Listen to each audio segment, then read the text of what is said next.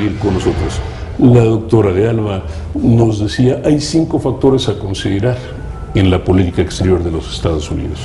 Así es, los 5 factores que implican un sinfín de cuestiones y de coyunturas que se tienen que tomar en cuenta. O sea, no es un análisis que se puede hacer de manera lineal. Y mencionaba estos 5 factores nada más por poner un ejemplo de un tipo de análisis de política exterior en donde probablemente al ciudadano de a pie, como coloquialmente le llamamos, americano, no le interese nada lo que está sucediendo en Ruanda o lo que está sucediendo en Corea o lo que está sucediendo en un país que a lo mejor ni siquiera conoce, y le interesa más lo que está sucediendo en su realidad y lo que está sucediendo con sus bolsillos. Sin embargo, si regresamos al caso de Irak, por ejemplo, le interesa en tanto que es una guerra que se está llevando a cabo con recursos del país y con soldados estadounidenses. Entonces, hay mucho enojo por parte de las Fuerzas Armadas por haber primero iniciado una guerra no habiendo y haberse salido sin haber logrado los objetivos esenciales, en donde se han gastado múltiples recursos y se han perdido muchísimas vidas humanas. Entonces sí le interesa finalmente, a lo mejor no en todo el gran espectro, pero sí le interesa al ciudadano.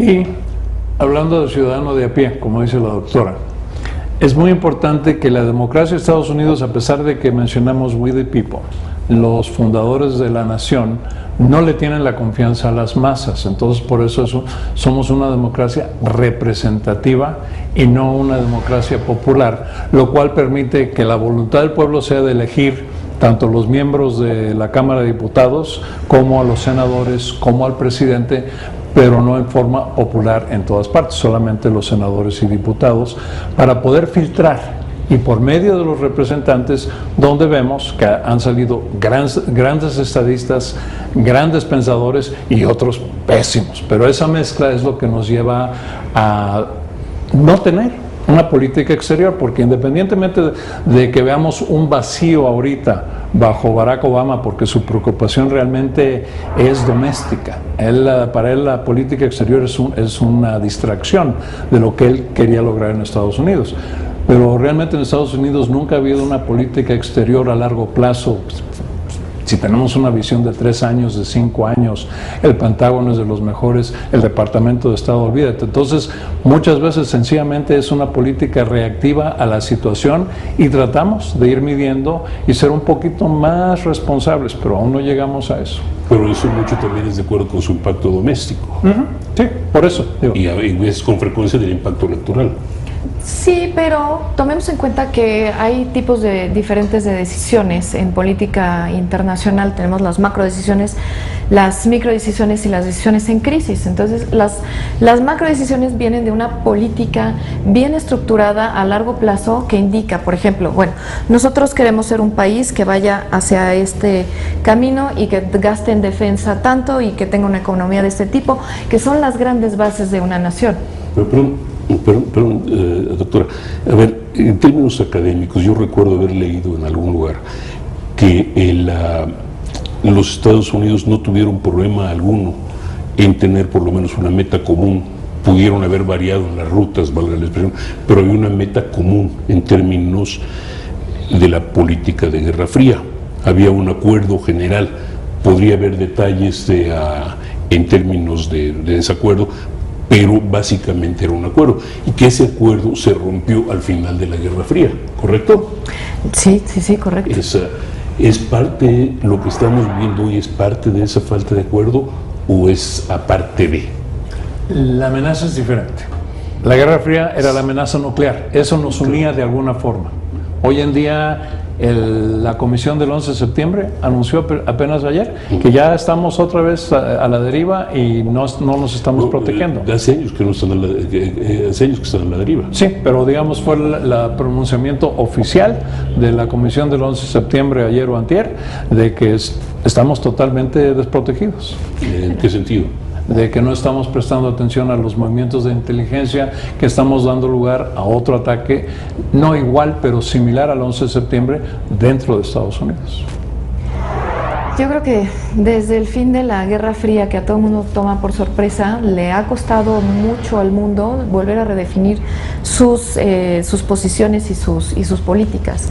Sin embargo, si se había creído que habíamos llegado a una época de paz perpetua después de la caída del muro de Berlín y del desmembramiento de la Unión Soviética, inmediatamente nos dimos cuenta de que no. Pero vamos a ver, perdón. Ok, no tengo ningún problema con lo que ustedes están diciendo, pero al mismo tiempo, vamos a ver, en la Guerra Fría, mal que bien, había un enemigo más o menos definido, ideológica, geográfica, políticamente, físicamente, si se quiere. Hoy no hay un enemigo definido. El enemigo más fuerte que pudieran tener los Estados Unidos sería China, y China y Estados Unidos son economías simbióticas. El enemigo más peligroso, por decirlo de esa forma, es un enemigo que es totalmente amorfo, que serían los grupos guerrilleros, terroristas, como quieran llamar. Es decir, Estados Unidos, ¿cómo va a unificarse? China no es un enemigo real, China es un competidor económico. Al punto de que digo, todo lo que compramos es chino y tanto desde México y Estados Unidos estamos mandando todo nuestro dinero a China y estamos alimentando al monstruo. Pero militarmente China no representa un peligro para Estados Unidos. Aunque tengan 10 millones de soldados, son muy pocos en proporción a población. No tienen la fuerza aérea, no tienen la marina capaz de ir más allá de sus fronteras inmediatas. Siempre y cuando no tengan 10 grupos de portaaviones, aircraft carrier groups, nunca va a ser un peligro. Y la idiosincrasia del chino es, ellos son el centro del mundo como la civilización más antigua. Desde Genghis Khan realmente nunca han salido a conquistar a nadie, pero ahorita económicamente sí lo son. Tenemos que saber competir con ellos. Pero como dices tú, tenemos los enemigos amorfos que están saliendo en todas partes, ya sea Al-Qaeda o los hijos de Al-Qaeda o los iguales de Al-Qaeda, igual que aquí en México, que todos los que son malos se creen zetas, que son los que están creando un peligro, pero no solamente para Estados Unidos, pero cualquier país que no esté dispuesto a doblegarse a los radicales de Islam.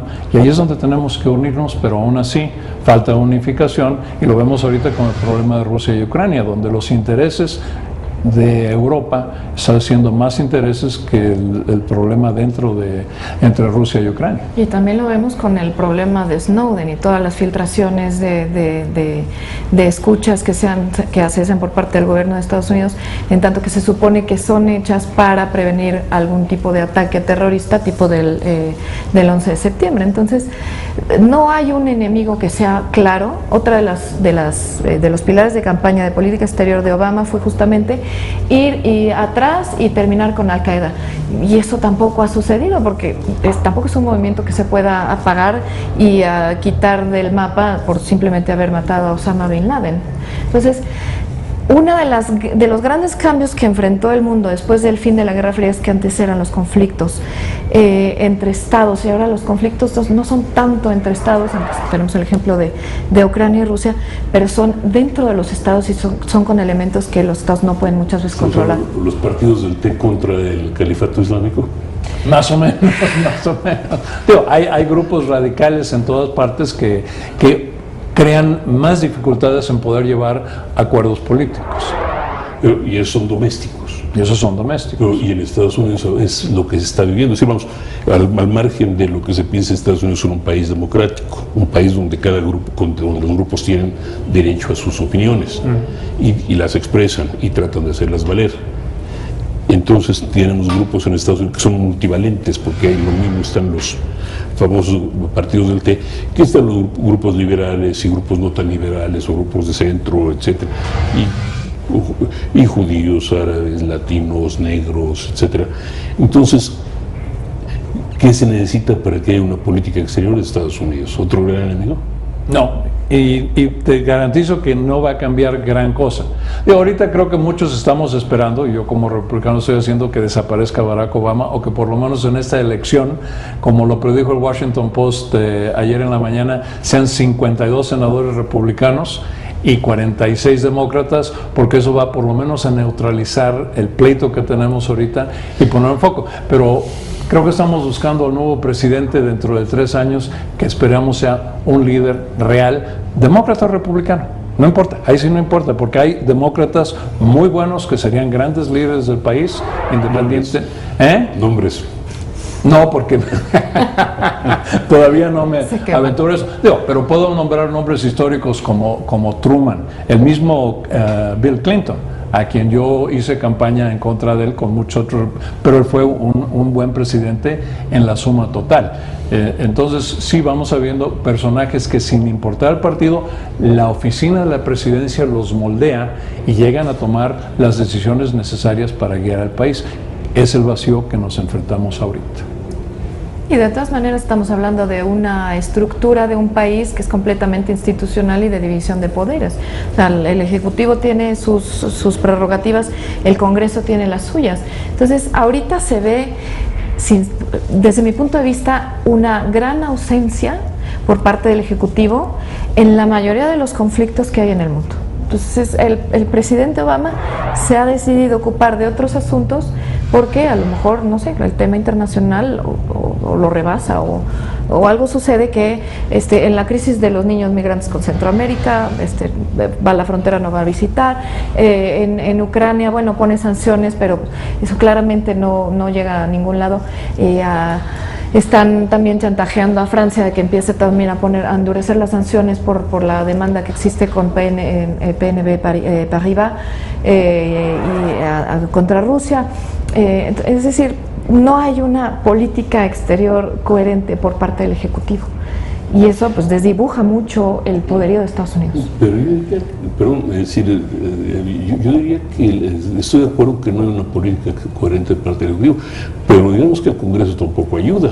Si el Congreso es finalmente el que abre o cierra las bolsas del dinero. Sí, están siendo también un poco reactivos y están criticando demasiado a la inactividad de Obama, pero pues tampoco hay mucha iniciativa por su parte. Pero mira, ahorita el Ejecutivo tiene suficiente dinero porque el Congreso no le ha cortado los fondos de lo que ya se aprobó para diferentes actividades, sea protección fronteriza, sea actividades en África, se aumentó el presupuesto de África, hay presupuestos suplementales. Ahorita lo único que le está negando Obama son los 3.7 mil millones de dólares que está pidiendo para aventarle el problema de los niños en la frontera, que realmente aventarle dinero al problema no es una solución y no todo el dinero va a ir dirigido a eso. Ese dinero no lo va a recibir. Pero es decir, eso es casi folclórico, porque a final de cuentas esos 3.7 mil millones de dólares son más o menos los 1,000 soldados que manda Rick Perry de la Guardia Nacional.